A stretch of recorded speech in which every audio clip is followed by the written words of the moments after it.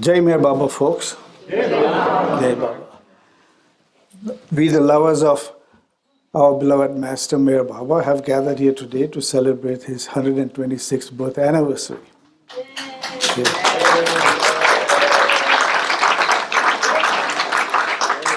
Jai Baba. The 51st Amartiti just passed by, and this also is the 99th year of his ministry since he started his ministry in 1921. So I'm going to start off with a short message from Baba, very sweet, 3 sentences, and these are the 3 lines. Trust God completely, and He will solve all your difficulties. Faithfully leave everything to Him, and He will see to everything. Love God sincerely, and He will reveal Himself to you. And with these 3 beautiful sentences that Baba has given us, I will start narrating the stories of my family, and I'll also briefly give you an introduction to who these individuals are. So as I narrate their names, you can make the references of the characters.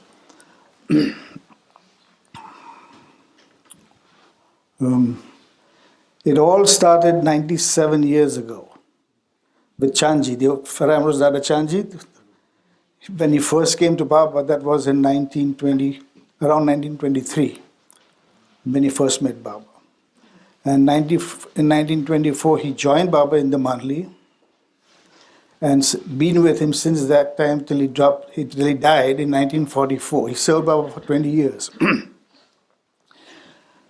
Now, Chanji was my maternal granduncle. He was the elder brother of Navroji Dadachanji, who was the father of my mother, Roda. My mom and dad are Roda and Jim. Some of you must have heard of their names. And the entire Dadachanji family from Navroji, the brother of Chanji, are Baba lovers. Annawaz, you ever heard of Annawaz? She was the eldest. Annawaz, Nargish, Rhoda, Timton, Homa, Dara, and Noza. So the 7 of them. And my mother was the 3rd. And the entire family was brought to Baba by Chanji in 1926, 2 years later, after he joined Baba. And at that time, my mom was 2 years old. The youngest was Timton, 2 months old, and Annawaz was like 8 years old. Nargish was like 6 or 8. So they came as children to Baba. So for my mother's side, and for our side, and for all Baba lovers' children who are born in Baba families, there is no love story to tell really, as to how they come to Baba. And that is what I really enjoy hearing, how he can turn someone to him. These are the love stories that I love to hear and read about. But I have not any of those love stories to tell. But also at the same time, was fortunate enough in this life at least to have met to have met the acquaintance of the Avatar, to have his companionship for a limited period, not like the companionship of his disciples, but as a lover. And my major exposure to Baba was from the Guru Prasad days, from 1957 to 1987.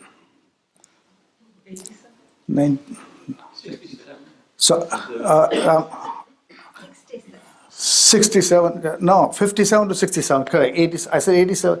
So it's my normal state of confusion. So, so please feel free to correct me. That's why I carry this with me. So when I get seriously confused, I have to. Anyway, so that was the 10-year period from 57 to 67 years. Now, before I start the stories, one day I was with Meherwan Jasawala, and he asked me, he said, "You go for these talks, so what do you talk about?" said, I talk about stories of Baba, I mean, by whatever I know about Baba, and it's the same old stories. I talk to the same old people. I see them again and again, and I tell them the same story. And it amazes me that they still keep coming. So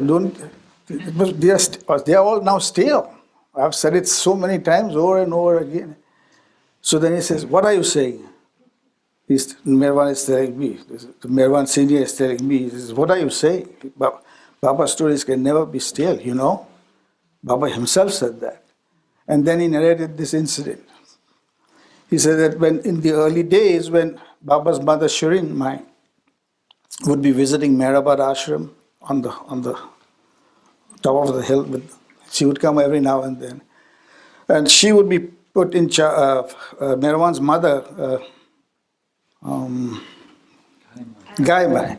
Meherwan's mother Gai Mai would be put in charge of attending to her, to take care of her, to make sure that she doesn't get upset, doesn't cause any turmoil. And she had her own privileges as the mother of the avatar. She knew that. So whenever Gaima would see a chance, she would start asking Shirin Mai, says, can you tell me about some stories of Baba when he was young? So she would gladly tell her that. Then again, the second time, again she would ask the same thing, and she would narrate the same stories again. Then a little while later, when she would come back, the third time the same thing would happen. Now this time she was not in a good mood. So she got very upset with Gaima. Says, what is the matter with you? All these stories I'm telling you again and again, these tale stories, don't you get tired of listening to them? As she's telling her this, Baba walks in. So what were you talking about? So the Shirin Mai tells Baba, he says, I have been telling this woman the same stories over and over again, and yet these tale stories seem to keep interesting her. She doesn't get bored with them. Baba says, what are you saying? Baba is telling his mother, he says, what are you saying? Any talk about me or any stories about me can never be stale. They're always fresh. So they carry his fragrance. When we talk about him, when we remember him, this is his fragrance is there in it, if it's done with sincerity, of course. So I'm going to repeat the same stories to the same folks. For me, it is a great enjoyment in the sense I relive my own memories. And they're the only things left with me now, the golden memories. All right, so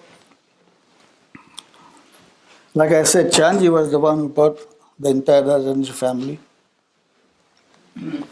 to Baba. And his coming was a love story. But that love story was full of pain, suffering, misery,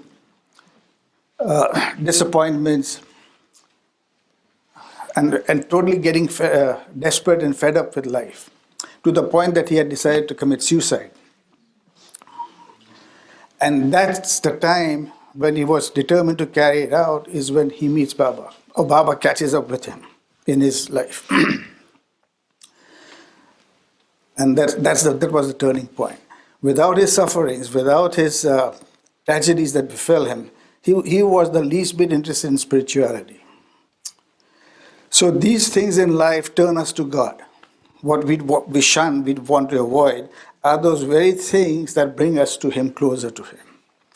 So that happened with Chanji. Now that's a long story, so we go on. Nauroji, same thing happened in this, but not so desperate straits as Chanji. But he had a rough life too. And Nauroji was the same, he was an architect by profession, architect and in construction, but very scrupulously honest man. In construction, you made money by jacking up the price of the products you buy. You see, you add on to the commission from what you buy, and that's where you make the money.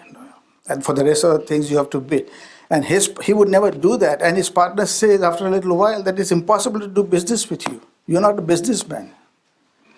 And so he also was not prospering well in his business.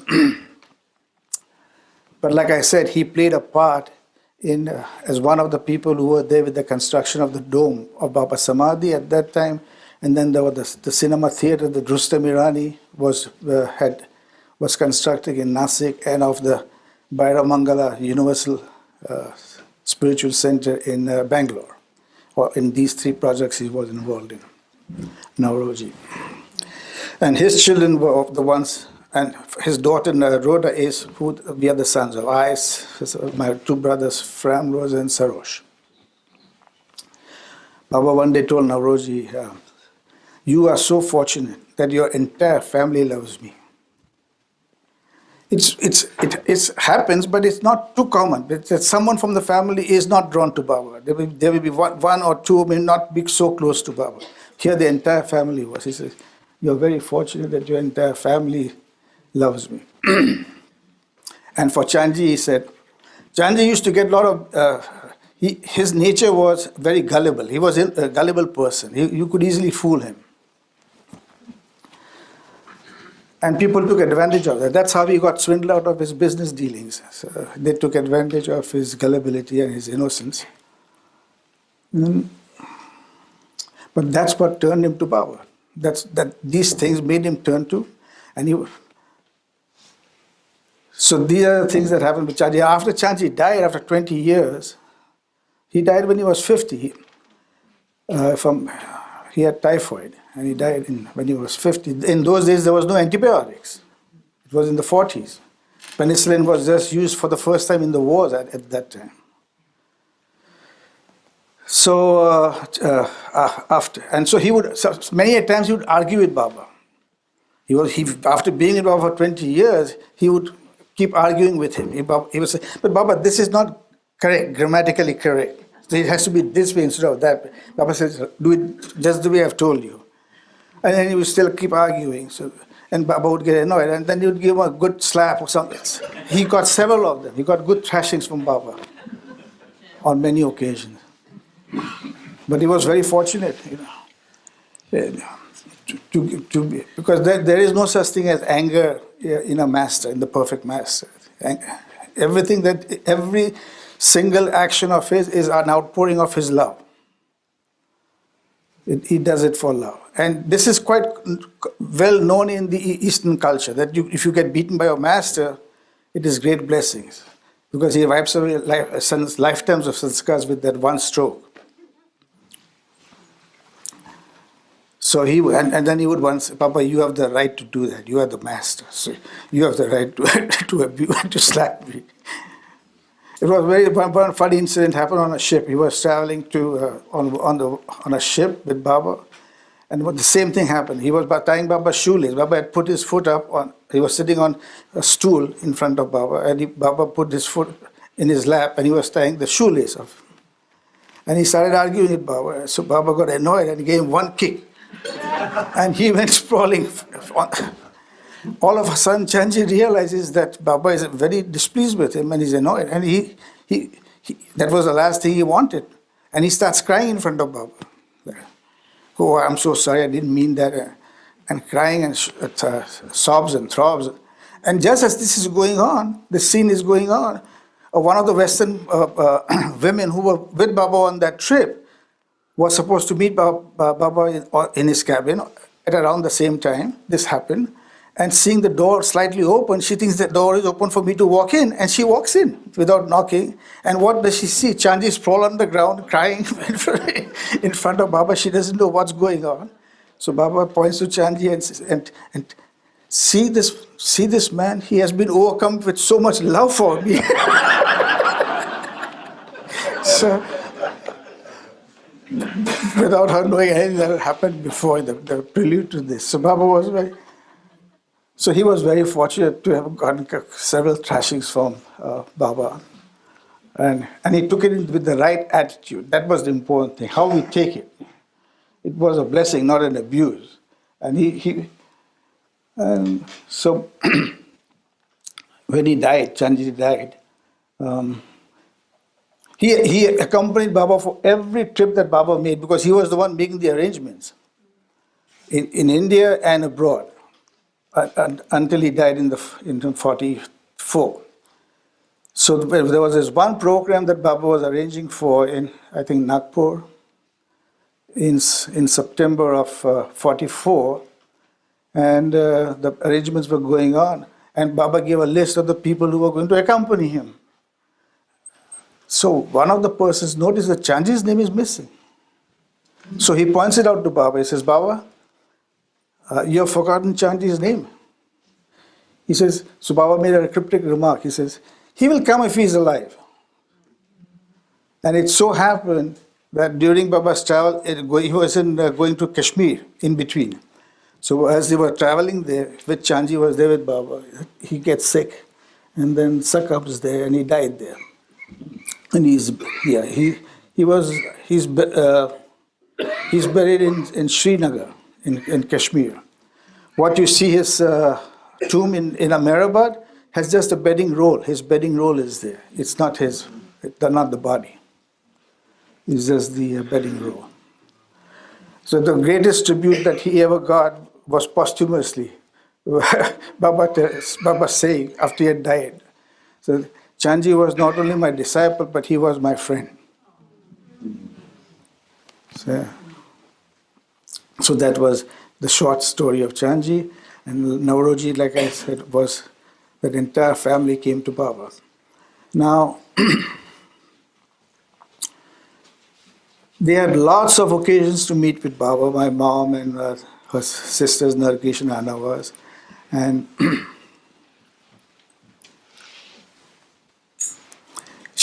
my mom had like I said, she was very perceptive to what Baba would want, what Baba would, was very sensitive. She would sense that. She was intuitive in that respect. And one day it happened that since they were growing up from children, they were vegetarians. They never ate meat. Not because from any religious reasons or anything like that, or health reasons. Meat was expensive at that time, and they were a family of 7 kids. So meat would be like a delicacy you would have on a wedding or a festive occasion or something like that. So they would eat, but not at home like that. But when they were growing up, there was no meat. They were vegetarians. So one day there was a occasion when Baba was handing out food. It was some occasion, I don't know what occasion it was. And Baba was serving everybody who was there. And each one with his plate is approaching Baba, and Baba is serving them. And Baba is serving them a rice pulao dish from that, and another one was a piece of fish there, a big piece of fish on the plate. And everyone is getting there, and now they're coming up to Baba, my grandpa Nauroji and my mom Roda. And she sees Baba serving everybody this. So she already senses what's going on in my grandpa's head. My grandpa is thinking, maybe Baba does not know that I'm a vegetarian. So maybe I should tell him before he serves me the fish. This is my guess. So this is probably what my mom is thinking. And she tells my grandpa, says, don't say anything to Baba. She's telling my grandpa, don't say anything to Baba, but if he gives you the fish, just take it and eat it. Now this is the daughter telling the father what to do. Don't say anything to Baba, but if he gives it to you, just take it and eat it. And it so happened that Baba, even without looking at their faces, he served them a big piece of fish, both, and my grandpa and my mother with the rice, and then they walked past. And then they found a place to sit down and start eating.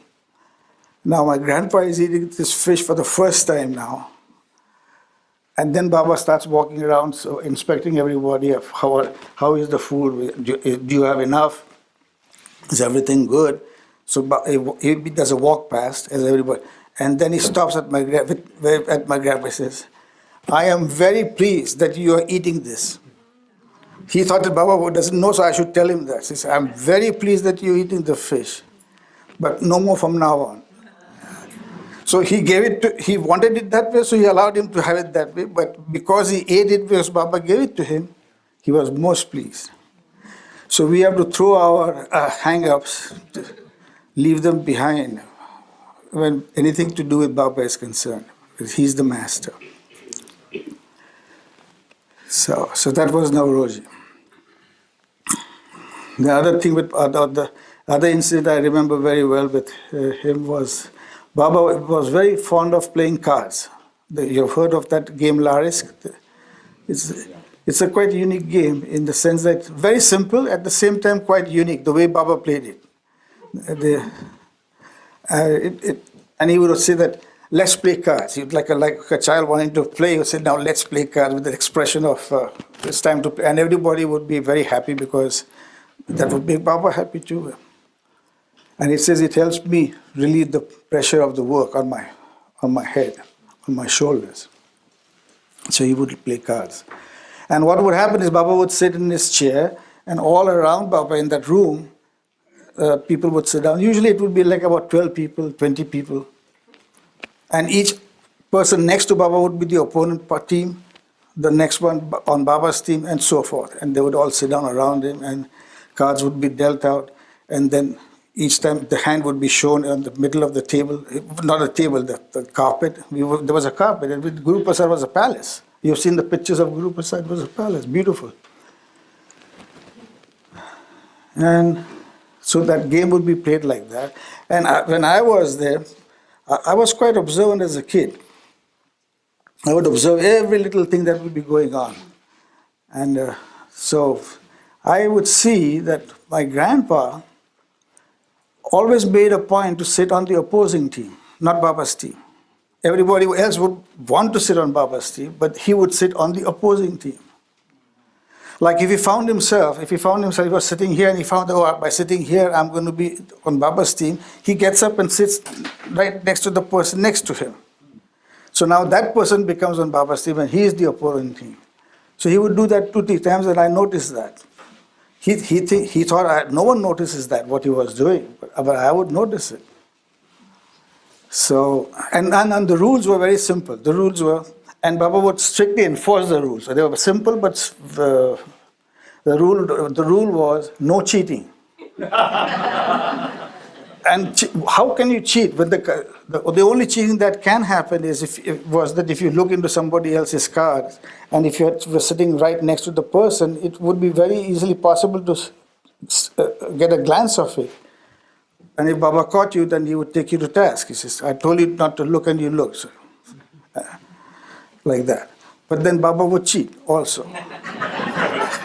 But he would openly cheat. Not only cheat, he would openly cheat.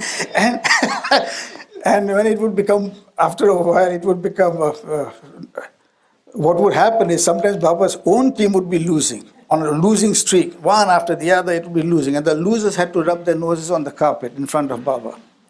That was the penalty for losing. They were sitting down with the crossed legs, and if the team lost, the losing team would lean forward and rub their nose on the carpet several times like that. Now everybody would rub their noses maybe 3 times, 4 times. 1, 2, 3, 4, that's it.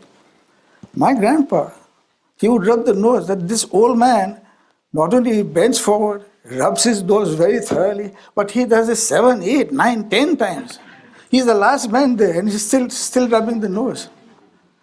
But no one would say anything, and Baba would not say anything either. He says, Baba didn't tell him, don't do it. You don't have to do it so many times. Not like that. He allowed him to do what he was doing. So I noticed that for a long time. That poor man, when he would have a pink nose, it would be, like the Rudolph the red-nosed reindeer type, that red nose. One day it got to me, so I said, when we were walking back home to our hotel where we were staying in those summer months, it was just a block away from Guru Prasad. So I said, Grandpa, I said, this is the time to ask. I said, Grandpa, I noticed that you purposely sit on the opposing team of Baba. Now, why do you do that? When you know that they lose more often than the Baba's team. And not only that, when you rub the nose, you are the last one still rubbing the nose. What's the reason for doing that? So now he's a little taken aback that his grandkid is noticing all that was going on. And now he's questioning him too. So he says, with one sentence he shut me up. He says, do you know? He was very soft-spoken. He would not speak more than 3 sentences or 4 sentences in the whole day. If he opened his mouth, everyone else would shut up and what is the old man saying? So, but very, very sweet old man. So he says, do you know how fortunate it is to rub nose in front of Baba? And that shut me up. He says, that's the whole reason he has been doing this. He was taking the full opportunity of to do that. Yeah. When we bow down to Baba, what is this? What is the symbolism of bowing down to Baba? The head on the feet of the master is, what is the symbolism of that? It is the laying down of all our sanskars on him. He is the ocean. He remains ever pure, and it takes the sanskars of the entire world and remain just as pure. That's the ocean of love. So that is a symbolism. The symbolism of surrenderance is to lay your foot down, your head down in front of the master's feet. And this is something similar, rubbing your nose. But you're doing it on your own. The other way, the master is taking up on by your laying down your sanskars on his feet. And that's why Baba would tell us also. You don't have to bow down to because you take on the sanskars of other people. Don't let anybody bow down to you. If someone bow down, so you bow down to that person back in return. Because the intent. If that intent is the bowing down intent is to take homage, then you take upon that person's sanskars. If you pay over. And the only way to get rid of it is to give it back to him. You bow down to him again. Anyway, so I diverted. So this is also my. I keep diverting, and then what were we talking about? The card games. Oh, the card games. Yeah. So Navroji with the card games. So that was Navroji. With that one sentence, he gave me the entire reason for what he was doing. It was great. It is a game. This whole game is a game of losing. It is not a game of winning. The losers are the real winners here. And he saw it that way. Many of these stories that I say, and I've said before, many, many years ago, have not changed. Have not changed. But the only thing that has changed is my perception. My horizons have widened. That from that same stories, and the understanding is much far greater, deeper. And I said, but how come I didn't pick that up at that time? Has it taken me so long to do it now? So the same thing is it. As it brings back the memories also, I have a different perspective of it too. And that is the key of it, the learning, what you call the takeaway points from it, the instructive value of these small incidences and stories. That perception has changed. The stories have remained the same. And this body changes too. Yeah. So that was Navroji. So now we have come to that, and then now my mom was. She must be in her late teens. And then one day, I don't know where it was, and Baba was there on the veranda with Mera, Mani, and my mom was there, and Baba just walked in. And he looked at my mom and then tells Mera and Mani, I'm going to perform her marriage. And that was it. I'll perform her marriage. And then years passed by. Yes? I remember you standing behind the couch as a young boy when Baba was in Guru Prasad, in the big hall where there was about 200 people, and he would have all the kids would be standing behind Baba, behind his couch at that time, and you were one of the kids there. Yeah, yeah, And that's what I remember. yeah. We would be fanning Baba. Yeah. In Pune, there was fan there. There was a fan, ceiling fan, but the electric would go out every now and then. So then these young kids, Saurabh, Rustam, they were there too. And then we would be fanning Baba. It was so sweet. You could get a chance to see his piggy up there from his braided pigtail. Baba's had it, and the very beautiful. Mera would do that. The pigtail. Yeah, that's what I'm saying. Yeah. Oh, what did I say then? Pigtail, yeah. Okay. So braid, right, braid. Yeah, very beautiful. Baba was very, very expressive, very, very. And everybody knew their place. Everybody felt at ease. When you were in front of Baba, he would act so naturally with everybody that you would forget that he is God in human form. And many a times, people would behave a little more rowdy, and then Baba would have to remind them that he would clap. With one clap, all that would stop, and then he would remind them that, listen, I'm here with you. I come down to here. I talk with you, play with you, eat with you, but you must never forget that I'm God in human form. This was Baba's sign for God. With his left hand, he would do this. There's a king holds the scepter in his hand, so that I am the emperor, I'm the king, I'm God. That was his sign for God. I'm God in human form. You must never forget that. And then again, everything would be all right. But you would feel as very natural in front of Baba, at ease, and he would make you feel at ease. The poorest person and the richest queen would be sitting next to him. That you have seen the picture of the Maharani, the queen, sitting at Baba's feet there, of Shanta Devi, the one who owned Guru Prasad. She would sit there next to him, one of the most poorest people, and they all felt like they all belonged there. It was the home of their father, where none would be refused. They can always go back to that home. It was their father's home. So that was the atmosphere near Baba. It was very natural and very, very peaceful. You go there with 1,000 questions in your head. I'm going to ask Baba this, I'm going to ask Baba that. And for the entire time you're with him, and then only after you have left, but I never asked him all these questions. Where did and most of the times you would find that it was unimportant. It's not necessary. Now, this was not my experience. These are the experience of other people that I've heard from. I didn't have questions that I really felt to ask Baba. But many times in my later life, when I had questions, I asked him to talk to him.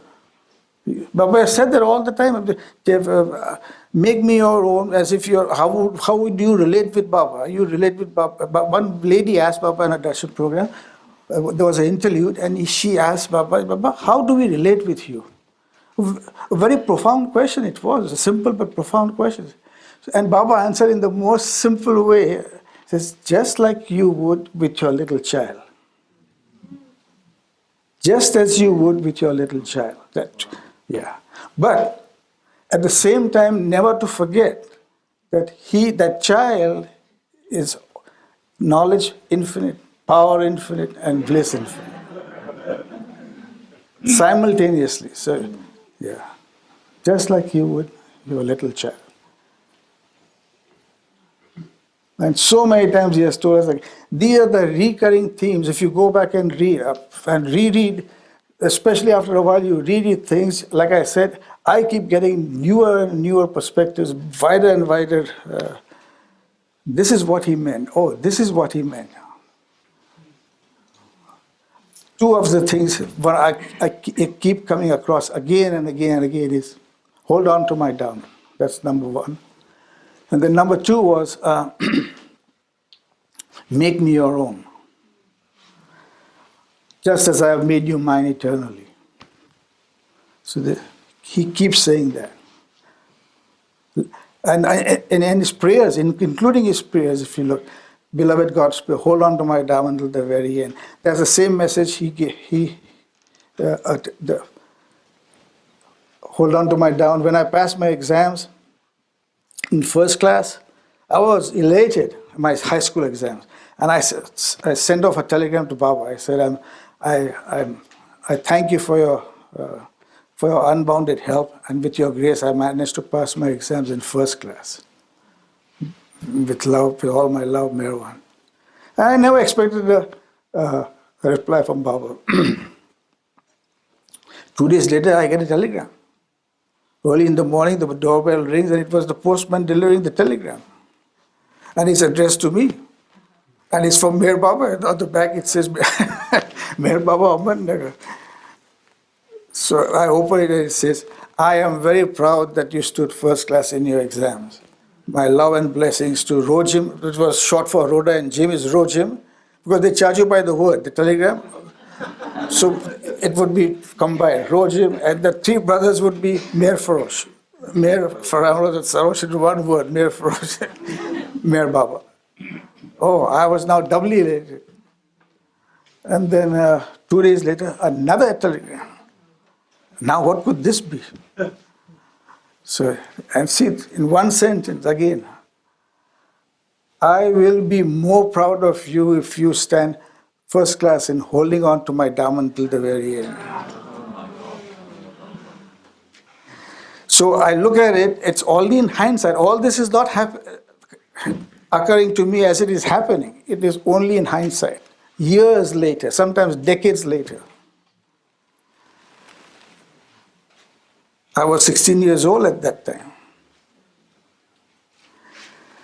Holding on to my Dharma, make me your very own, to love me more and more. The other prayer is, beloved God prayer, love you more and more and more and more, still yet more. And remembering him all the time. So these were constant themes of Baba's messages. So at that time, let me digress this, because let me finish off with this, since it's in my head right now, and then we'll come back to the story. All this while I was thinking in my head was, holding on to Baba's Dharma is the physical holding on? How could that be, just that holding on? That he means that we should stick with him through thick and thin till the very end. So that was my interpretation. To hold on to him till the very end. Stick with him regardless of what happens. So that was not a problem with me. But then I started to realize that it is far, far, far more deeper than just that. Holding on to him means leaving everything else with both hands. If you have to hold on to his Dharma with both hands, it's a symbolical thing. You see, it's like a metaphorical hold on with 2 hands. But when you hold on to something with 2 hands, your hands have to be free of everything else to be able to hold on to his Dharma with 2 hands. So you have to let go. There's a letting go, one at a time, of everything in our lives. Letting go of things that we consider our own, our belongings, our own selves. Letting go of that. Finally, the final letting go is when you have lost everything, then you gain him. It's the game of losing again. When you lose everything, then when you become totally dependent on him and helpless like a child, then he dare not, care not for you. You become like a child in the lap of a mother. All the time her attention is on everything else that she is doing. You know, she's cooking at the same time, carrying on a conversation with her friend sitting next to her, and at the same time the child is in her lap. She's constantly aware of the child in the lap and breastfeeding the child at the same time. But her awareness is with the child. So then he becomes like our mother too. But for that to happen, we have to become totally dependent on him. And to do that, we have to be independent of everything else, give up everything else in that way. That does not literally mean giving up. I mean, we have to live in this world too. So how can you live in this world and not have anything? You need a house.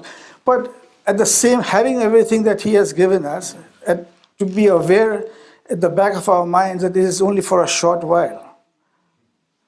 And that we are just his guardians. He has given us this house, he has given us this. We are like the guardian, he is the owner, it belongs to him. We are the guardians, we are the custodians. And same relationship with everything, not persons too, individuals too. Your family, everybody, they're there. The relationships are there, but it's only for this one life. In our many lives, how many relationships we have had like that? So it gives perspective and not too much importance, undue importance. And that's the only difference in the attitude and perceptions in life of a Baba lover and a non-Baba lover. We have more perspective in this regard because of what Baba has taught us. About reincarnation, about how we come here, how we come into the orbit of the avatar is no small thing. Thousands upon thousands of people have physically met Baba. Hundreds of thousands of people. Mass darshans programs, they have had Baba's darshans. But are they Baba lovers? I don't know. I don't think so. They come because they're open-minded. They'll come. Do you say anything? They say this is a highly spiritual person. They'll go for darshan. The more benefits they'll get, the more they expect benefits. If you go to a saintly person, you get benefits. You get your desires fulfilled. So that's the main intention for them to go to a master. But here, out of those thousands of people who have met Baba but don't love him or don't accept him, and yet there are people who have never met Baba, who in a twist, they read about Baba, see his picture, and they accept whatever Baba has said. How could that happen? Is it a fluke? Is it a no, it's not. It's just the readiness. The individual readiness is there, and that is why it has happened.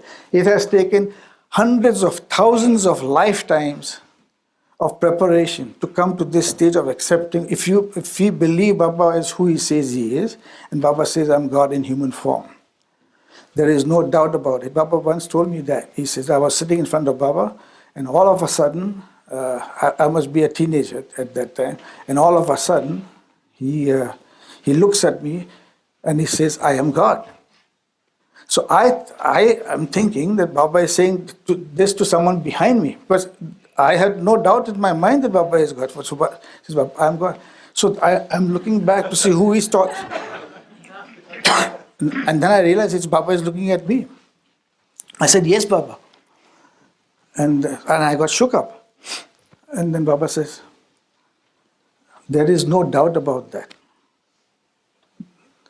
And then he reinforces that with, I am 100% God.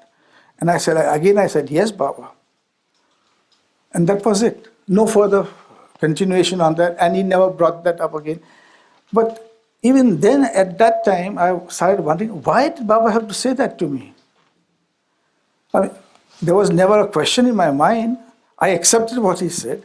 I have that conviction, and that conviction is not mine, it is his. He has given that conviction. So, but that thought was there. I still don't know why he said that to me. Maybe a question might come, or mine always doubts, mine always questions. So he's now reinforcing that. But that happened when I was a teenager. I'm God. I'm 100% God. There's no doubt about it. And then I thought maybe he was referring to some. Baba says something to one person, looking at one person, and he gets shocked, whereas the message was for somebody else there, you see. And that person's doubt or question got answered. So that happened also. He looks at you, but the arrow is aimed there. So that could be, but that's again my speculation. Says, but he did say that to me. Yeah. So, but I digressed again. Where would that digress from now? Rhoda and the marriage. Roda and the marriage, yeah. Today. Oh, yeah. It takes thousands of lifetimes of preparation to be able to accept Baba for who he says he is. That's the point I'm trying to make. And once we have accepted that, and he has accepted us, Our search of lifetimes is ended, over. We are no longer seekers. That search is over. That link has formed. And how does that link form is, we have already tilled that soil. The effort has to be there, the tilling of the soil of our souls. We till the soil, and the Master sows the seed of love. And with good care, with rain and sunshine of His, it grows and flourishes. So that is our effort, has to be there. There can be no grace without effort. And there can be no forgiveness without repentance. These two things require our own efforts. For that, having made that effort, having been blessed with that seed of love, love is God's gift to man, Baba says. He has blessed us with that seed of love. I've come to sow the seed of love in your hearts, Baba has said that. And having that, now we are most fortunate. And it has taken us lifetimes of preparation. And that link has been established between the avatar. The link is not of just 1 and 2 lifetimes. We would have had a link probably with him for many previous avataric episodes of his. And will probably continue to have in the future, going forward in the avataric advance too. We'll be most blessed to have that companionship again. And that link can only be, that link is not with this body. It's not a gross link. Not with this body and not with that avataric human form. It's not the body links. The link is a spiritual link. It's a link between our spiritual selves, the soul, and his eternal existence. So even when the avatar is not in the body, the link is there. Even when we are disembodied souls, not in the body, that link is there. That is how Baba, that movie yesterday, liberated Simab in 1958. Simab was dead 8 years before that. And Baba at that moment says, I've liberated him. The link was there. The readiness was there. Simab was not in the body. It also happens that the body is not necessary for the link, in short. But when it happens, the link happens, the origin of it is there. So we have known Baba now. We may have known him in his advance before. And if we are fortunate enough, we'll continue to know and have that link in his future advance. So we should not mix up this form with just this one form and one avataric link. The link is from before and continuing onwards. And that's why when people say that they need a physical master, they need a living master, they don't understand properly. They misunderstand that the avatar does not have to be in, the God-man does not have to have a form. He can be a master without form if the link is there. And they relate themselves as a form too. They do not relate themselves as a spiritual being. They are all, the link is between our spiritual being. Baba says, we are all individual spiritual beings with a gross body. And that link is spiritual, it's not with the body. And that's why if we misapply I need a physical master, then they don't know that the master is an eternal existence, always there. If you call out to Baba right now for help, doesn't he help you? He does, all the time.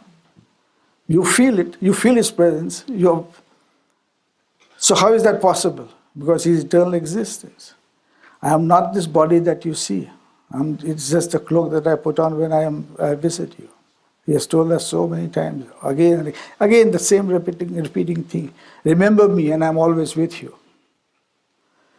So that's the thing. And then coming back now where we were with the story was with Roda, right? And that was, where did we get caught up on Roda? With the ring, the marriage ring, okay, good. She says, I'm going to perform a marriage. Now it so happened, a couple years later, the family tried to make an arranged marriage for my mother with another member of the family. So they said, this will be a good match, and it's a good match for Roda. And then They took it upon themselves to do all of this without even bothering to ask my mom and approach Baba for his permission. So Baba listened to them, and then Baba asked them, but then what does Rhoda have to say about this? They never expected that from Baba. They said Baba would happily go along. That person is also a very nice boy, very good. And Baba will, what's the reason for Baba to say no? So when Baba said, but what does Rhoda have to say about this? So they got all, said, but Baba, we have not even asked her. So Baba was, what do you mean you have not? I mean, you are. So at that time, Baba said, call Rhoda. She was there, call her. So she comes and Papa tells her, tell her what you just told me. So now they are so embarrassed to tell my mom that they have made a proposal of marriage to Baba on her behalf without telling her. So my mom listens, and then Baba says to my mom, he says, so what do you have to say about it? He tells my mom. So my mom says, Baba, whatever you wish. So Baba says, oh, I'm very pleased to hear that.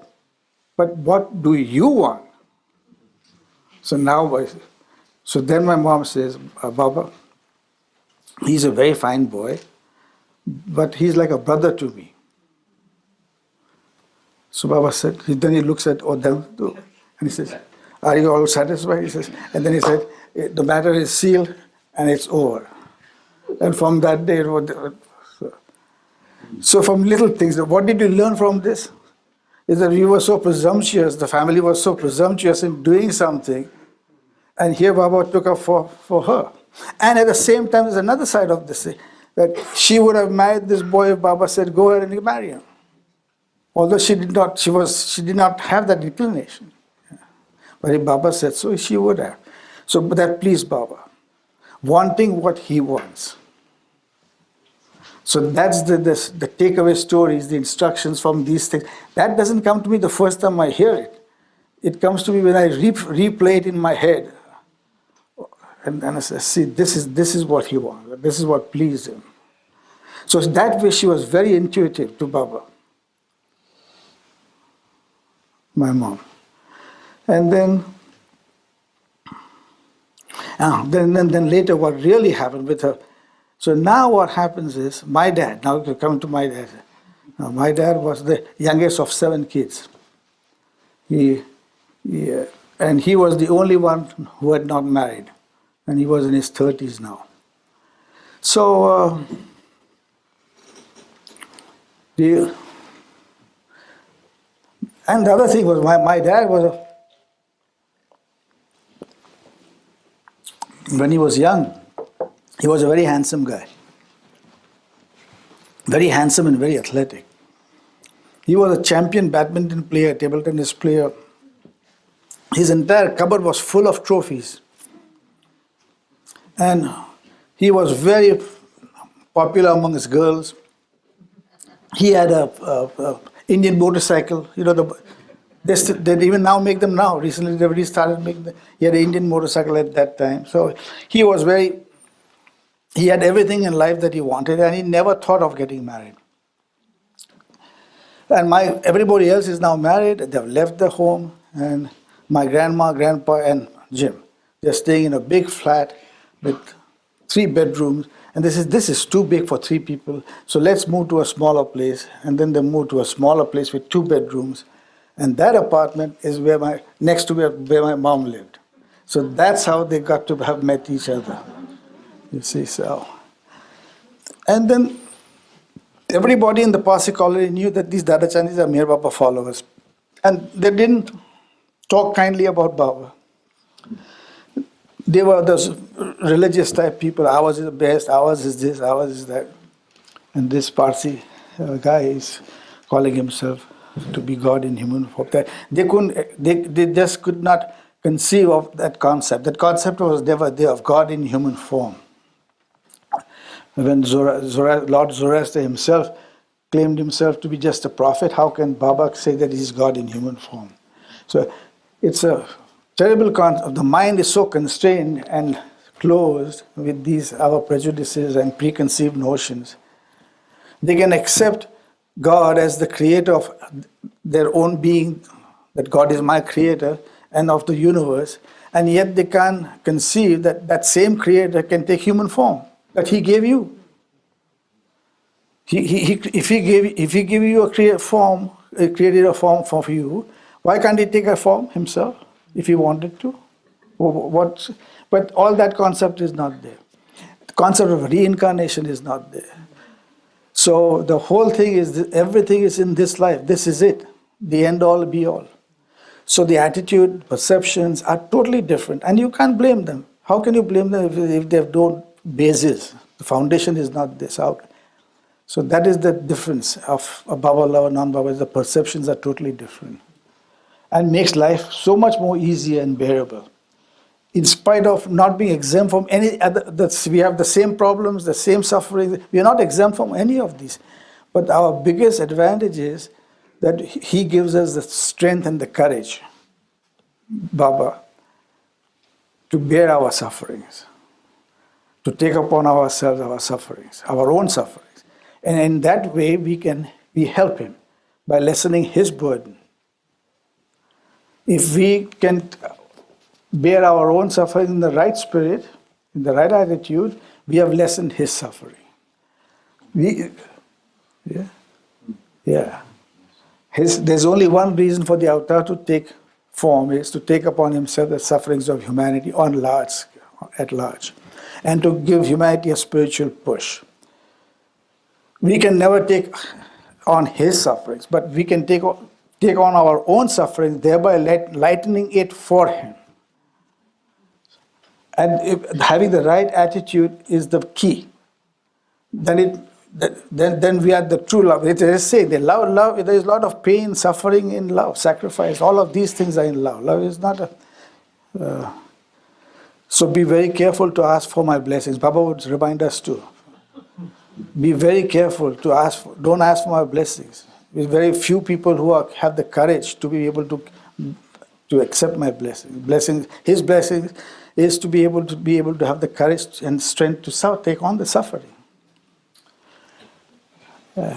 Anyway, so now my dad moves into a smaller flat, and my mom and dad get to know each other, and they are moving around now for a couple of months, and every now and then when they go to Mirazad, my Nadiman, Baba would ask for the news, what's going on with the family, what is going on. So the news would be conveyed to Baba. Now, when the first time that the Baba was notified that Baba, Roda is seeing this boy, his name is Jim Mistry. So as soon as Baba heard that, he says, oh, he's a very fine boy. He's a very fine boy. He says, now, and then he says, when are they getting married? Oh, but Baba, they have just met and going around for a few months. I mean, there's no question of marriage. There's not even a question of engagement. So Baba has nothing to do with that. He says, they should get married in August. Yeah. He gives a month. He said, they should get married in August, and they can select any date they want. But they must get married in August. They should get married in August. And then Baba adds another sentence. He says, but if they don't get married in August, then I don't know. It may not work. So he gives that. I missed out one thing before all this happened. So what happened was when they were going around together, they must have come to a little more intimate stage of their relationship. And then my dad must have proposed to my mom. And so my mom said, I like you, and I like you, and I would very much want to marry you, but I would have to get Baba's permission first. So that shook up my dad. He says, she's not asking for permission from her parents, but she's asking permission of Baba. She says, what do you mean? If Baba says no, you won't marry me? So my mom says, of course not. So he at that time, my dad, for the first time, realized that by marrying my mom, where his relationship would be with Baba and my mom, this triangle, where he stood in there. But he was open-minded. And he said, okay. And then when Baba said this, that they should get married in August, and this was conveyed back to them, Rhoda and Jim. So my mom told Dad, said, Baba, has approved of you, so I accept your proposal, but we have to get married in August. But if we don't, Baba also said, now just imagine the situation is reversed. My dad gets shocked when she says the permission has to come. She loves him to marry him. She would like to marry him, but first has to get a permission from Baba. Now the situation is reversed. Now she is saying, yes, we will get married, but now it has to be in August. So my dad says, all right. So he goes to his family. Now his family are not Baba lovers. Actually, they are quite, they question and sometimes even ridicule, but to their great misfortune. But so then what happened is my dad goes and tells his family that I've decided to get married. So they're most happy. Finally, this guy is settling down. He's going to settle down, and they're most happy. He says, yes, and we're going to have a big wedding for you. But I want to get married in August. He says, what? He says, no one gets married in August in Bombay because it's monsoon seasons. And marriage is outdoor affairs. They have the feast, the party, and the catering is all done outside. So he says, but what's the hurry? You have just met the girl for the last few months, and then you want to get married all of a sudden? You're not even engaged. So now how to tell them this is Baba has said this? Okay, then if you don't, you have to get married in August. So she says, well, if you are going to say no, then I'm not getting married. He said, so no. You get married.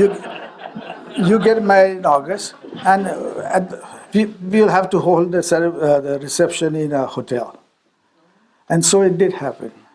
That they did get married in August, and it was held in a hotel.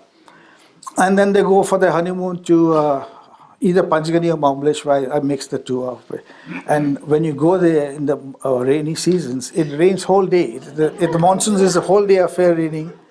And now they're on their honeymoon, and the hotels are all shut down. No one goes there because it rains all the time. And now they're the only occupants of the whole hotel.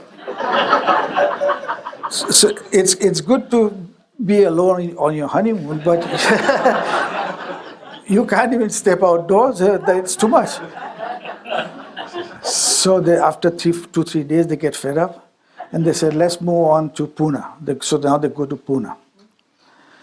Pune, there is rain also, but much less rain. That's a hill station, so it rains a lot there. And in Pune, when they go there, they notify their families that we have shifted from Mahabaleshwar or Panchgani to Pune. So when they notify them, they in turn notify them back that Baba has an open house ceremony in Meherazad. That was the opening of that house there in 1948. So we will pick you all up and we'll all go together for the housewarming of that Meherazad bungalow, that where Mera sits and the house where Baba's room is, and next door, the housewarming of that happened in 1948 in August. So after the honeymoon, with the rest of the family coming from Bombay, they go on and proceed to Ahmednagar, and that's the first time there when my dad meets Baba.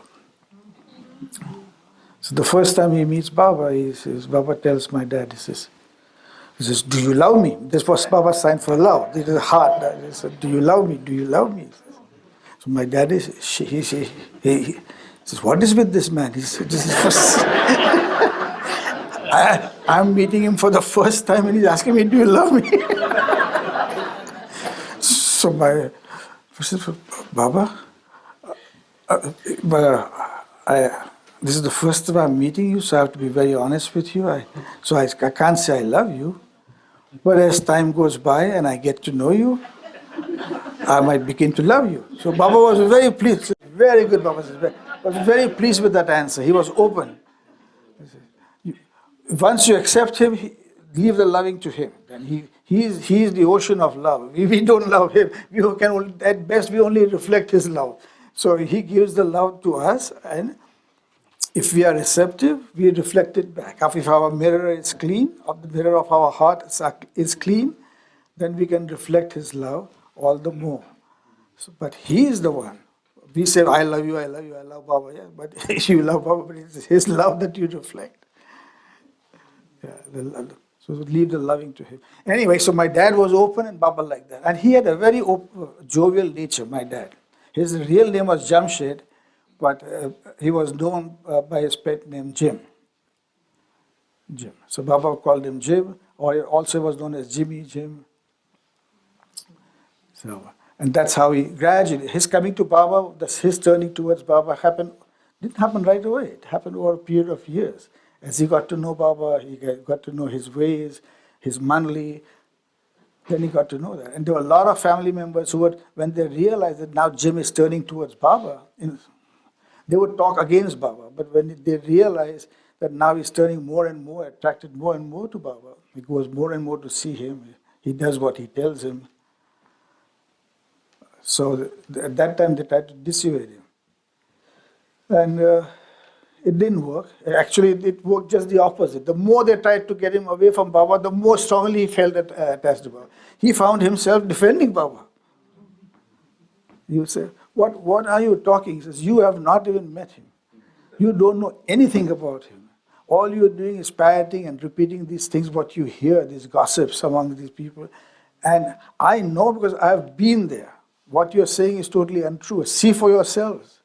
Go and see him. Go for his darshan when he comes to Bombay. So it did happen. All of my dad's side family members had darshan of Baba, except one family, because the continued obstinacy, their stubbornness. Anyway, whatever it is, that's their misfortune. But better luck next life, like Mani says. Better luck next life. Not just next life, many lives. He's not coming back till another 700 years. How many more votes you will have to take to have such an opportunity again? Anyway, so forget that. So when they would be ridiculing Baba and speaking against him, my dad would tell them that. And then they all had his darshan, except for this one family. But yet they never loved Baba, except for one or two much later on in life. Much later on, they started to love Baba. So how much, again, that it comes down to the same thing, preparation. My father happened to be born in that family because of whatever the relationships were, his sanskaric ties with that family were at that time, but not necessarily they had spiritual links with Baba. He was the only one to have that spiritual link. So that is the link. And that link has nothing to do with the gross body. It's a spiritual link. So then this is how my dad came to Baba gradually. Now,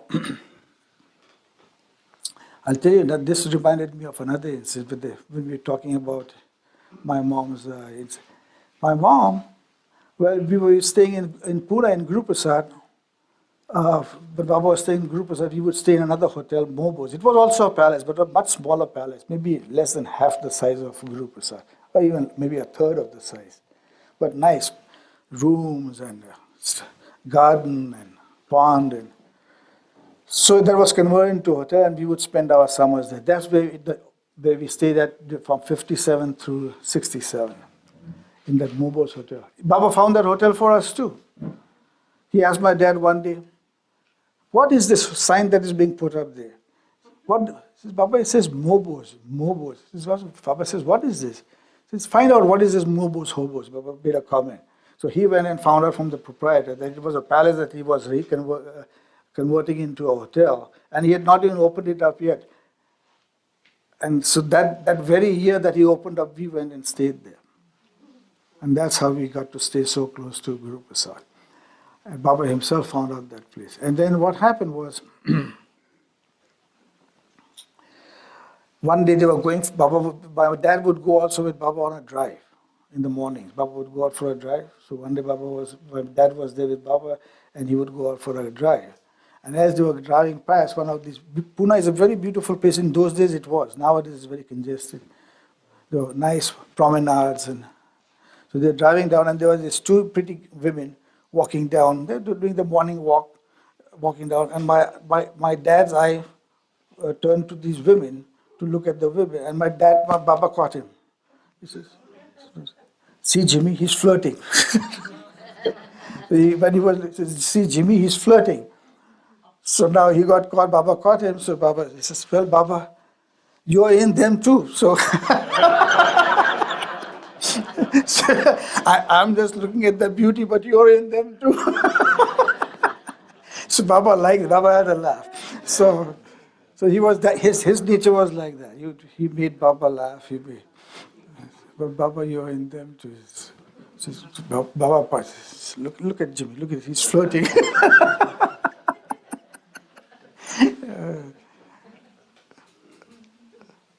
So, I was talking about my mom. So we were staying there, and at that time my mom would sometimes cook for Baba. No? They would call and say, "Baba would like to have this kind of a meal prepared for him." So she would prepare that meal and send it for Baba for lunch. And so the story, to shorten it now, because we are getting close. She was one day preparing a meal for Baba. And after the meal was prepared, her friend, who used to stay in the next room, have you heard of the Khan family? Jimmy Khan family. Jimmy Khan, yeah. His mom, Khorshid, was my mom's friend. And their entire family also would come, and they would stay in the room next to us. And Khorshid would come in the morning, and the two women would start talking, and my mom would be doing the cooking. And after the cooking was done, she would wrap it up and give it to me, and I would take it to Baba. But this time, they took it, the meal, to Baba. They walked out with the meal, and Khorshid accompanied my mom, and they were taking the meal to Guru Prasad. So they took the meal, and Baba was sitting out on the veranda, and with the women, and one of the women must have spotted them coming in from the side entrance. There was a front entrance and a side entrance.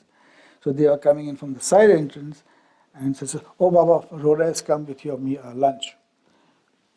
And there's it seems like Khorshid is accompanying her. So Baba said, "Call them."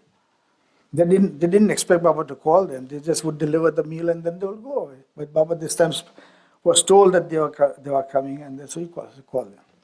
So they came, and Baba hugged Khorshid, and then he hugged my mom. And then he says to my mom, "Your hand smells of onions." He's telling my mom, Baba said, "Your hands are smelling of onions." So my mom just keeps quiet and just smiles. And the others around them are probably thinking, what is the matter with Rhoda? Doesn't she know any better? That you've prepared a meal for Baba and you've chopped onions, and then you didn't bother to wash your hands, and you're coming like this. So this must be the thought going in front. They were taken aback, these women around. So then what happens is Baba again says, "Yes, your hands are smelling of onions." So now second time Baba insists, so Baba, again she nodded. And then third time he repeated, "Definitely your hands are smelling of onions." Now this time she nodded and she said, "Yes, Baba." So now everybody is convinced that she has not washed her hands. And then when she said that, "Yes, Baba," she was very happy, the expression of happiness on his face, and he says, "Come, give me a hug." And Baba hugs her for the second time. And then they start to walk back to the hotel. And then Baba says, "Now go." And as they're walking back to the hotel, this Khorshid who is with her, since she was with my mom while she was starting her cooking, says, "Rhoda, I was with you this whole morning when you were cooking, and you were not even near an onion. Not only did you not cut an onion, but you were not even near an onion. So why didn't you tell Baba that why did you say yes? Why did you keep nodding? Why did you not tell Baba that you did not Karinani? So then, this is what she said, you see. Never contradict your master.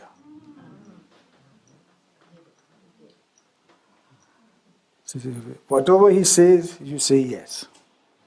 You see, and think, the more you think, the later on again, as I said, when I think on these episodes, and this episode my mom told me 40 years later. I was in Mirazar one day, I'm sitting on her bed, and she's telling me this story. I said, you waited this many years to tell me this? And many years later, as this plays in my head, when I come across other instances, similar instances, it comes down to this: never contradict the master. And that is the second one of Hafiz is saying that it's in Baba's room. About what you hear from the master, never say it is wrong, because, my dear, the fault lies in your own incapacity to understand him. Nothing but the truth can come from him. If you accept him as God, then nothing but the truth can come from him. And regardless of what our mind tells us, so that's what she said. So never contradict your master. And that has happened in many episodes like this. But without getting into that, because there will be no time left, I want to narrate this incident too. It had to do with my dad. He one day was shaving in Bombay. He was shaving, and all of a sudden, Homa is my uncle is sent to Baba. He was driving Baba, and he started getting a severe headache, like a migraine. And he tells Baba, I am having a severe headache, a migraine headache. So, and I don't think I can keep driving the car. So Baba says, okay, stop the car and get Jim. Call Jim. They were near the place where my dad was living. Says, stop the car and call Jim. My dad was shaving at that time. So when he comes, he says, Baba is calling you to drive him. He thought that he would finish the other half. But my mom said, right now, go right now, just put on your pants, because he had his pajamas on. She says, put on your pants and go. And so he went to Baba, and then some of the soap was on his face. So Baba had a good laugh. He says, just look at you. If someone sees you like this, what would they think? So he was most embarrassed. But he obeyed. Yes, right. And the other time he did the same thing. Was my dad, one day there was a Qawwali program going on. And in between the songs, there was some interlude. And all of a sudden, Baba turns to my dad. He was sitting there. He says, sing. My dad, in my entire life that I was with him there, doesn't even, like we do that. I've never heard him do that either. Forget singing. So now I'm looking at my dad. I'm going to see what he's going to do. I at least sing in the shower. My dad, I never heard. So I'm looking at my dad. All of a sudden, he bursts out in a loud, like the opera singers. So as soon as he's doing that, so Baba says, stop. So see, Baba claps his, and then he covers his mouth and he says, I can't take it anymore. I can't take it, stop. But what made him so happy, that expression on his face, again, he obeyed. Something he had never done in his life. But so that's what, the spontaneity, and he did that, it made Baba very happy. Yeah. And then, yeah.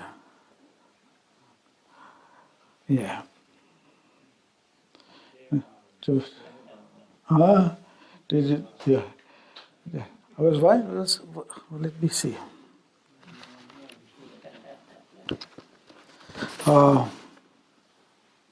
Oh yeah, this is a funny one too. Yes. You know my uncle Homer. This is he was a he never married, and he was a ladies' man. All women loved him. Young women, old women, any women. He was such fun to be around with.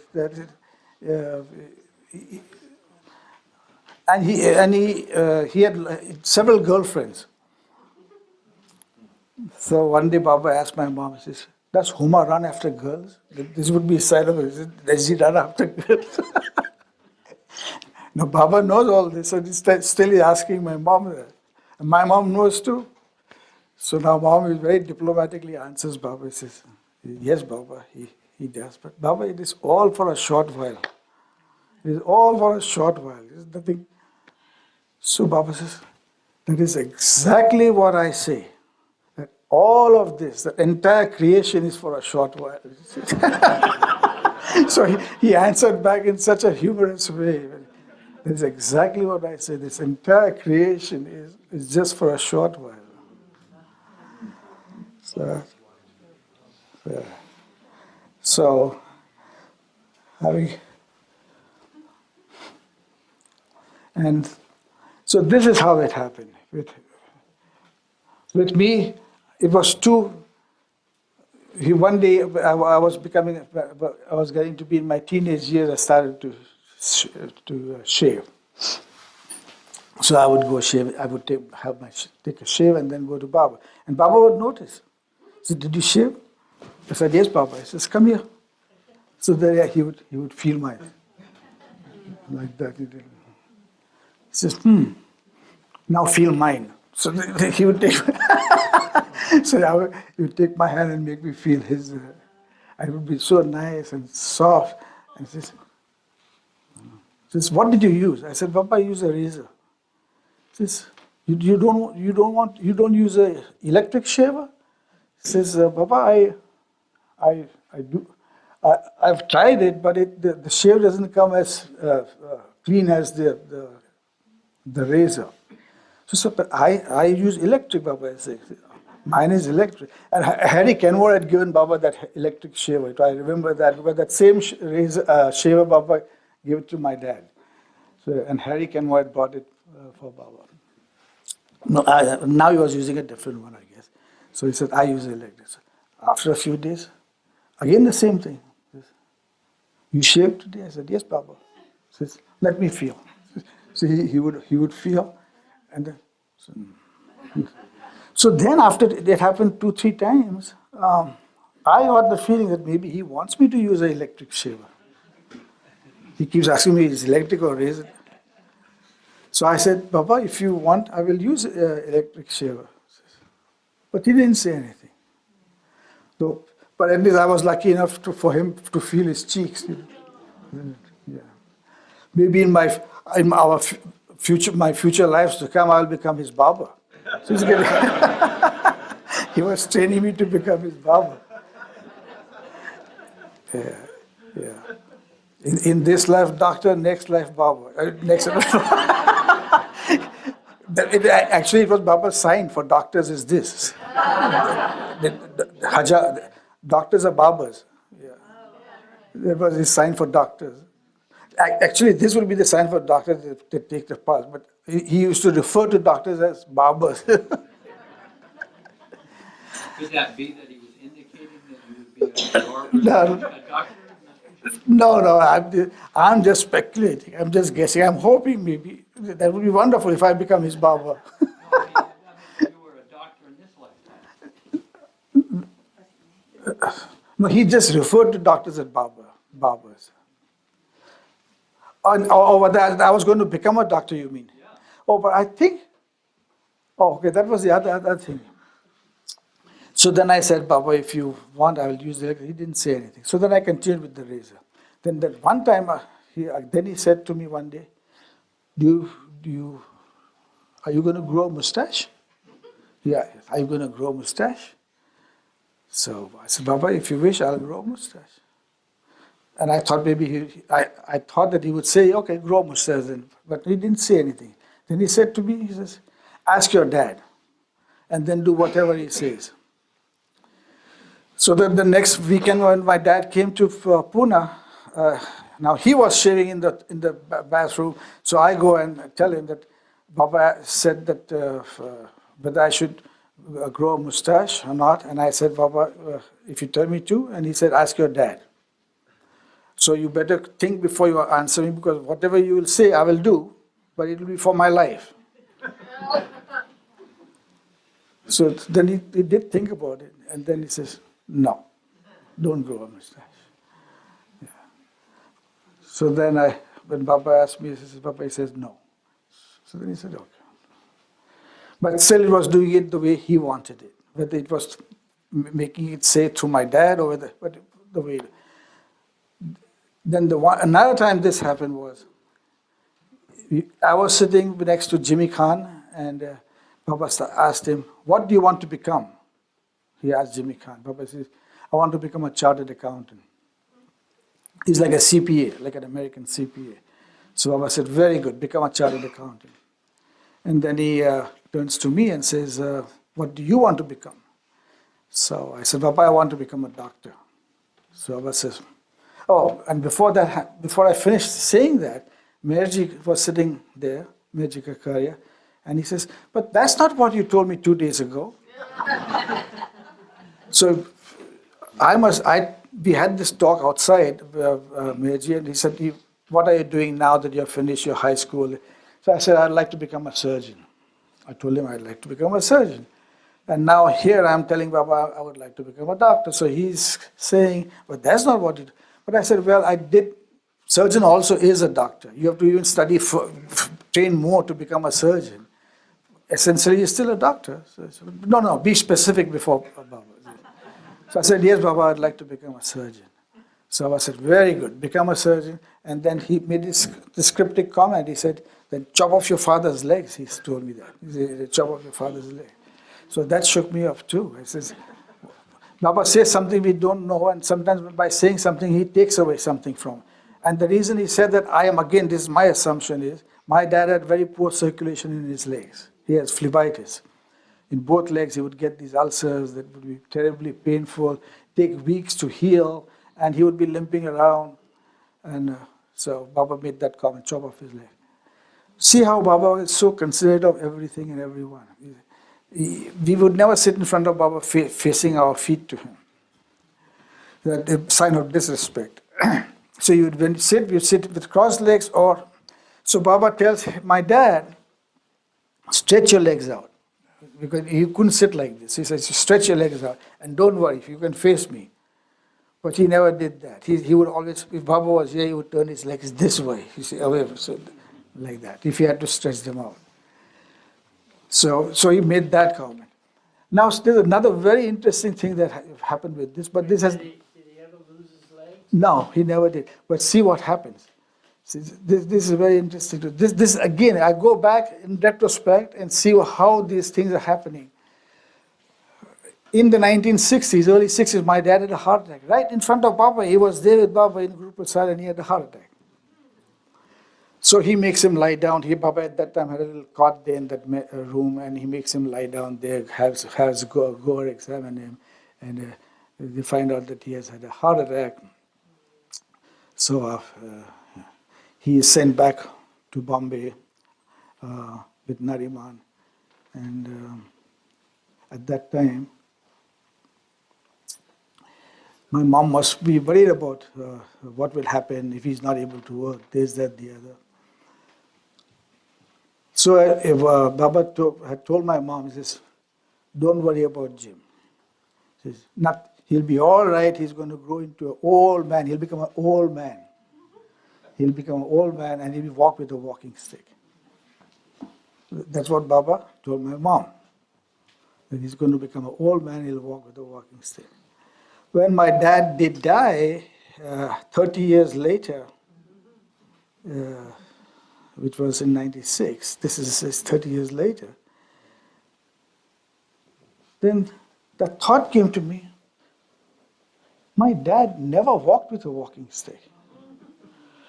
Even when people were limping around, I remember once we went to Mambaleshwar or Panchgani, and we had brought nice, beautiful, strong walking sticks for my dad. he would just put it on top of his cupboard.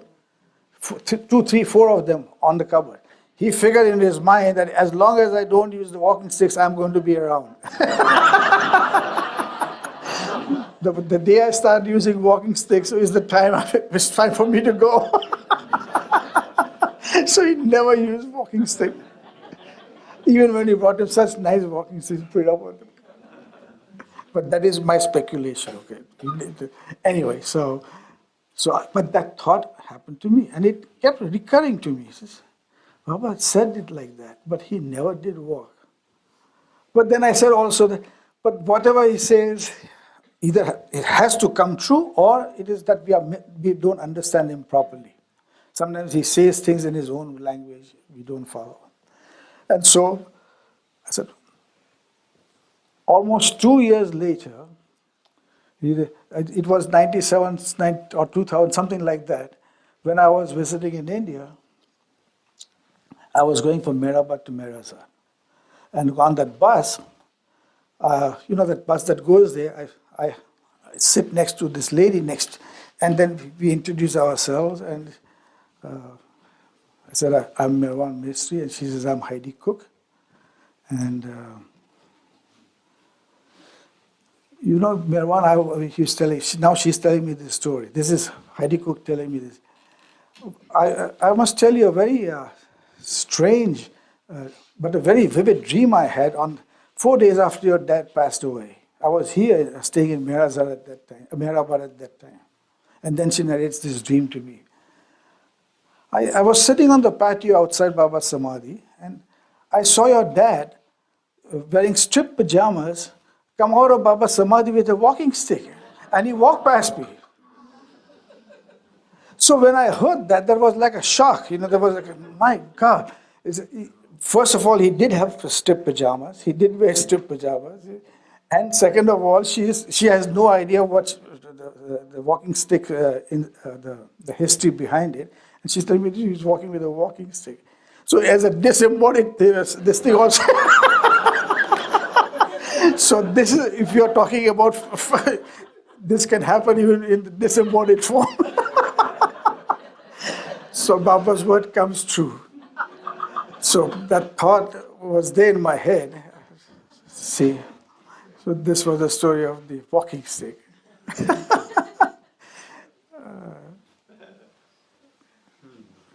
And then one of my first impressions as a young kid of Baba,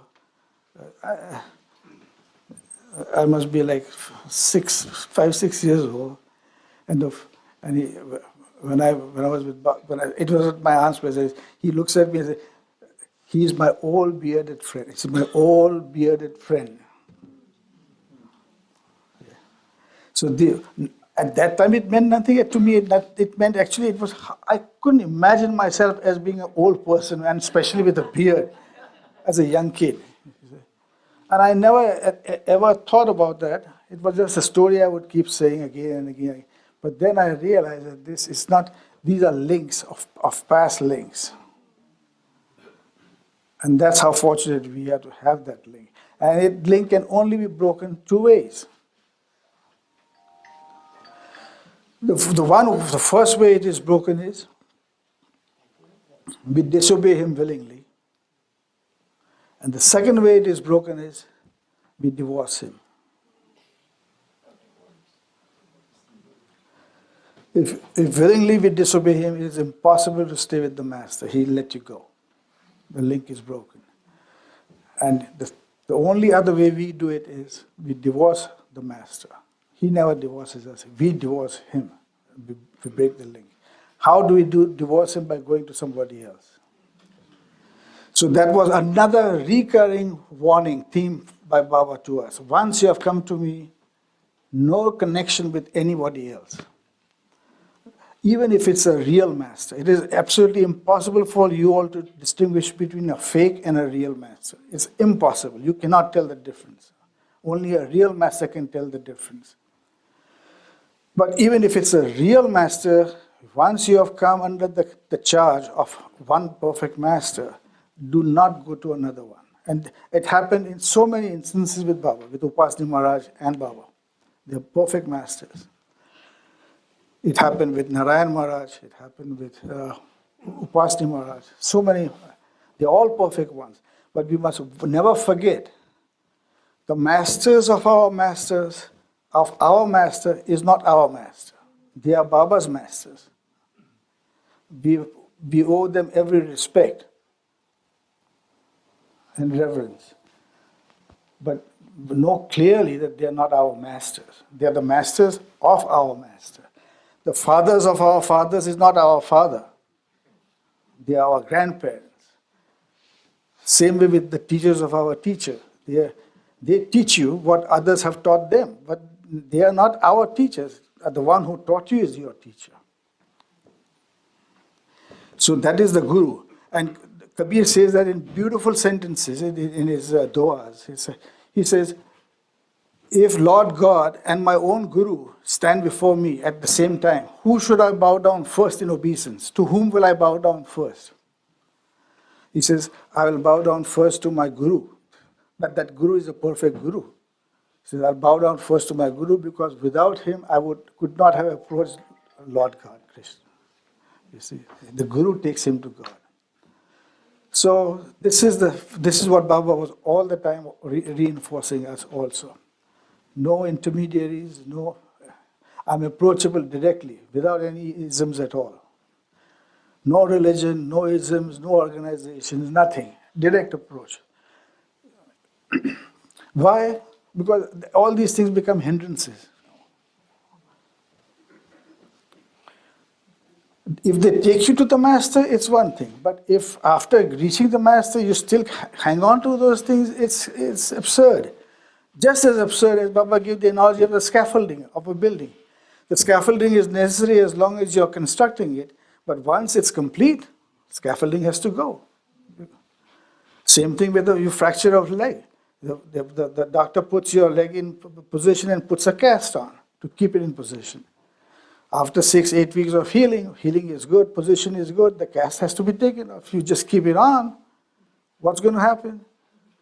It's going to obstruct your progress of healing. Healing has happened, but now it is obstructing your muscles. So the muscles have to have the mobility again. And it restricts your movements, and you can trip and fall again and break another bone. So that's why intermediaries, once having served their purpose, you have to have no connection, unless the master sends you that for some reason. Otherwise, no connection. And several times this has happened in Baba's situation, so we know that. So we are very blessed. And that was another of his recurring themes of intermediaries. You have come to me, now no need for any of the other things. And if you make him everything, then it says the song, Madhusudan's song, your mother, your father, and your Guru all in one. And your beloved God also. So we are so fortunate to have that link with Baba. Baba once asked if the Western women were there with him, and he says, Baba asked Nadine, he says, if people ask you who I am, what would you say? So Nadine says, God. And then he turns to Norina, and Norina says, the God-man. And Baba nods, yes, the God-man. The God-man is greater than God. God is Almighty, the Absolute. God-man is the Almighty manifested in the God-man. So he is greater than God the Almighty. And such recurring themes also happen when I do other readings. The same thing is happening again and again. Baba once was there in Pune, there was a mosque there. And this was a very peculiar mosque in the sense that he would just rattle off beautiful couplets, one after the other. All you need was a little provocation, and he would just rattle off it, and that amused Baba. So he asked, he communicated to Ghani to ask him a question. Ask him, who is greater, God or Allah? I'm sorry, Prophet Muhammad or Allah? Asked the masses, who is greater, the Prophet or Allah? So he at once, without, oh, by far, Prophet, Allah goes with outstretched hands to the Prophet. Says in the Prophet you will have a son during, he says in the Prophet you will have a son during the day and a daughter at night.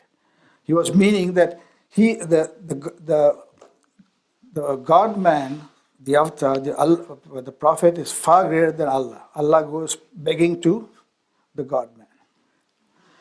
And by referring the analogy to the sun is the one who helps the person out during the day in the fields, and a daughter to prepare his meals to have his meal ready, to prepare his bath water ready. So you have the comfort of that too. So Allah goes with outstretched hands begging to the Prophet. And this kind of recurring thing happens in so many other instances too. So this was there.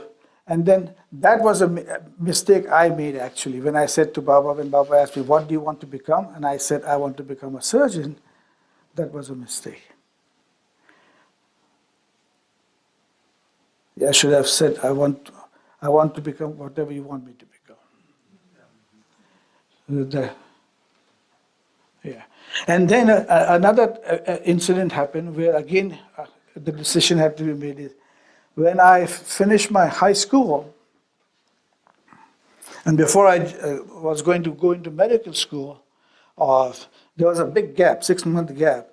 So I didn't know what to do with myself during that period. So I saw an ad in the paper for foreign exchange students. So on a whim, I decided to apply. And knowing full well that I'm not going to get selected, like 16 students all over India get selected. So what were the chances? So I applied. And to my great surprise, I got selected. Oh, I was thrilled. I said, my goodness, I'm going to go to America. So you're going to stay with the family. And you don't have to pay anything. They even pay your airfare. So that was most wonderful. Now, that was the first this thing. And now we have to get it cleared from Baba to get the permission. So when my dad goes to Baba, I had asked Dad to ask Baba whether I have his permission to go to America.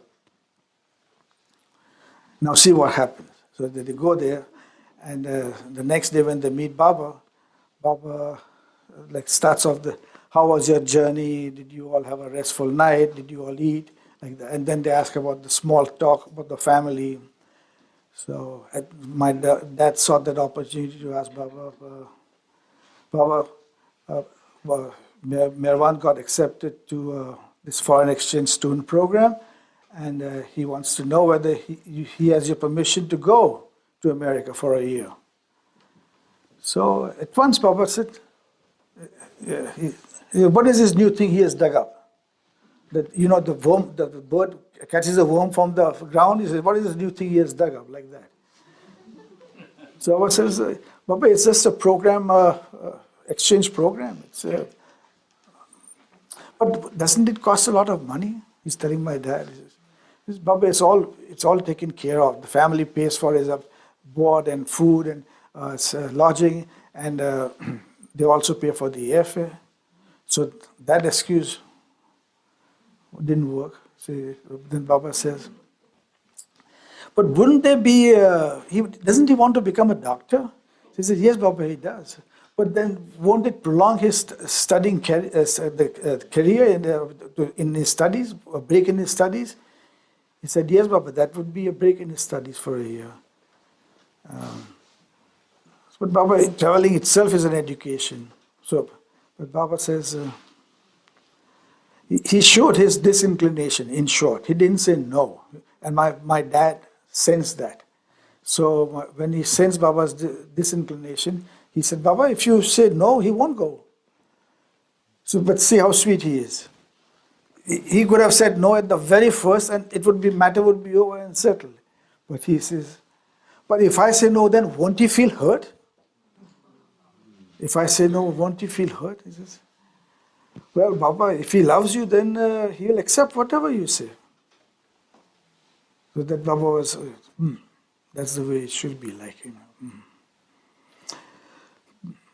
Well, and then again, if he insists upon going, then have him come and see me before he goes to America. And so that was it. He says, okay. And so when my dad comes on Monday, they would leave on Friday evening and come back in the Monday evening. They would go to work directly on Monday morning and come back home on Monday evening. So I am waiting at the door. Usually it's my mom. My mom waiting at the door to debrief him. She wants to know everything that happened. What did Baba say? What did he say? But so before my mom could catch him, I wanted to catch him. Because I know it would it would go on for a long time with my mom. So I said, what is the answer? What did Baba say? Yes or no? So he says, wait. But I said, but what is it? He says, I will tell you, but just wait. So I am even more. I said, what else could it be? It's a one yes or no. So he said, let me freshen up and I'll tell you exactly as it happened.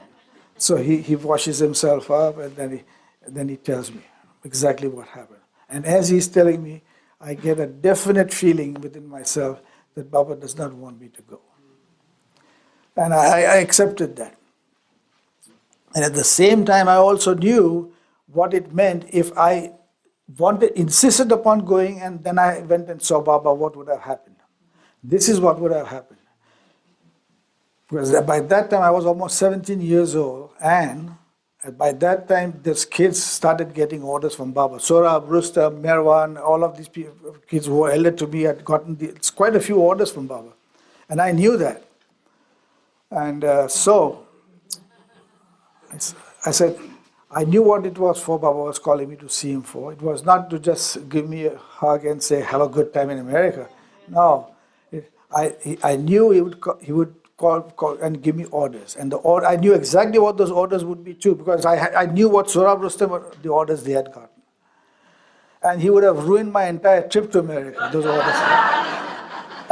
My impression of America was what I had seen in the movies, all these cars and the beautiful girls and all the swimming pools, and everything was so much fun. And all of that would have been ruined by all the orders he gave me. And not only ruined for 1 year, for life. so I am, anyway, but I felt within myself that what I'm saying is what I felt. But this is what would have happened. He would have given me a whole bunch of orders. And that when Sorab Rustam came to America, after I had come here, and they had come here on one of their talk tours, and I had seen them in New Jersey. And one of the orders was not to smoke more than 5 cigarettes a day. One of the orders. And so what they would do is in the morning they would carry 5 cigarettes in a pack, in an empty pack, and then they would take 2-3 puffs and then put it back in. And they were still doing the same thing while they were in America. But now they have stopped smoking. So. But those orders stick with you for life, unless he rescinds them on his own. And quite a few people the kids got ordered. I got saved. But if I had insisted to have it my way, then all the fun would have been gone. But I did come to America. 8 years later, I was in America. From that time, I finished my medical school, and I applied for my exams for the ECFM, the medical exams to come to America. I got through that, and then I was in America. And I've been here since. Now look what happened. Again, hindsight, everything I'm telling you right now is rear view mirror. It's not going forward, it's looking back. And as I say, the perspective has changed. I look back on this incident, forget getting the orders. My cousin, she was a very brilliant student. But they don't believe in Baba. That side of the family don't believe in Baba. She's very brilliant. She would study a few weeks before an examination, 3-4 weeks before, from the notes of other students. She would never attend classes, nothing. And she would just fly through first class. And everybody knew that she could just be anything she wanted to be. And she wanted to become a doctor. She also was in science, and she was ahead of me.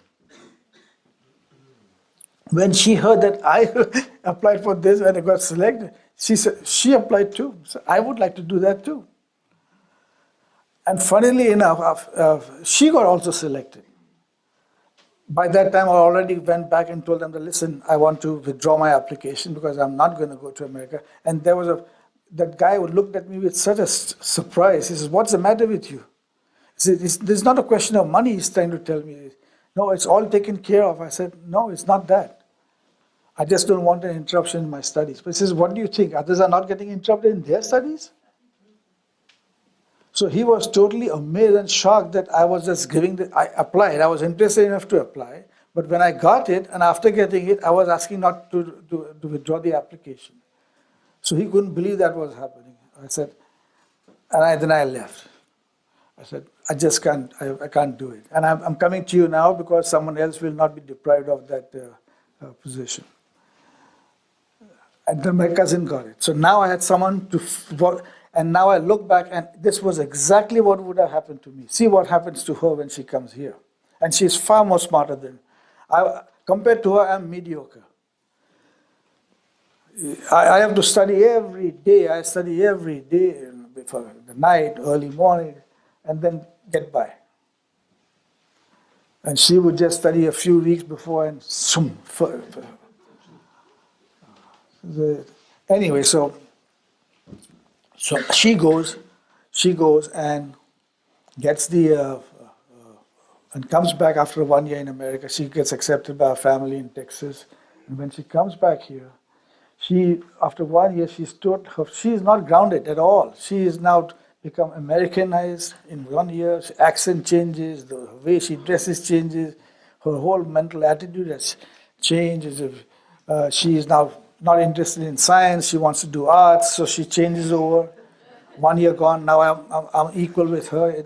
And then she decides to go back into science, and now I'm in the first year of medical school. And by the time you know what's happened is that by the time she graduates, I'm halfway in medical school. And now she's no longer interested in medicine, and in another short period of time, I'm a doctor. I passed my medical exam, and I'm a doctor. And I look back at her, and I said, this is exactly what would have happened to me. This is what the outcome would have been for me. Same thing would have happened. The distraction, the 1 year of interruption, and in that phase of my career would have, and Baba brought that up, wouldn't that be an interruption in his studies? It's hard to get back on track. And that's exactly what happened. Now, the time has come to conclude, but the one thing I wanted to say before I conclude is this. It's very beautiful. So let me read it out to you so I don't mess it up.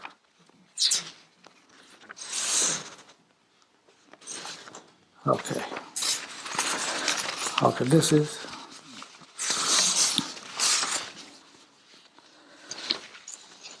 Jean Adriel was with Baba in the early years and stayed in the ashram for a while also, and it was time for her to leave. And as she's parting from Baba, I'm reading out from what she writes in her book, so it doesn't get messed up. And this all is about Jean Adriel saying about how hard it is to love. So love is not a game of eating candy. It says, Jean Adriel found a parting from Meher Baba an extremely painful one. In my farewell moments with him, I was moved to thank him for all the joy and pain of my life with him, to which he replied, thank me only for the pain. Now, years later, I fully appreciate the wisdom of these words. The expression growing pain is just as applicable to the spiritual life as it is to the physical. And without it, no growth is possible for the human creature. Yeah. So this is the exact words from. And this is what it is. In true love, there is nothing but sacrifice, pain, suffering, patience, toleration, separation, all-consuming fire, and utter ruination.